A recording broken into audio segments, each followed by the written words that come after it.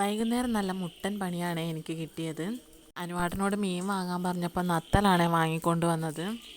മീൻ കുറച്ച് ചീഞ്ഞു പോയിരുന്നു, വൃത്തിയാക്കാൻ കുറേ പാടുപെട്ടു. നമ്മളിവിടെ നത്തൽ എന്നാണ് പറയുന്നത്, നത്തോലി, കൂപ്പ എന്നൊക്കെ പറയാറുണ്ട്. നിങ്ങളുടെ നാട്ടിൽ ഇതിന് എന്താണ് പറയുന്നതെന്ന് കമൻറ്റ് ചെയ്യണേ. അപ്പോൾ വൈകുന്നേരം ചപ്പാത്തിയും നത്തൽ കറിയും വെക്കാമെന്ന് വിചാരിച്ചു.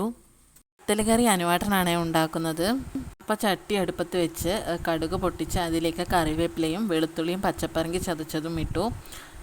അത് കഴിഞ്ഞ് തക്കാളിയും ഉള്ളിയും മുറിച്ചിട്ടു.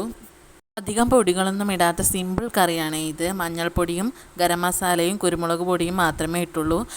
ഗരം മസാല വളരെ കുറച്ച് മാത്രമേ ഇടേണ്ടതുള്ളൂ.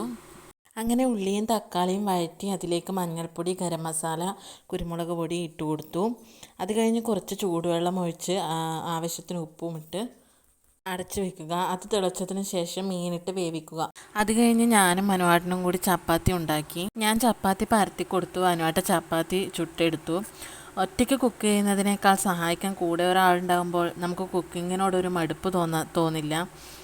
ഇനി ഹെൽപ്പ് ചെയ്തില്ലെങ്കിലും വെറുതെ കിച്ചണിൽ വന്ന് നമ്മളോട് സംസാരിച്ചുകൊണ്ടിരുന്നാൽ തന്നെ നമ്മൾ ഹാപ്പിയാണ്.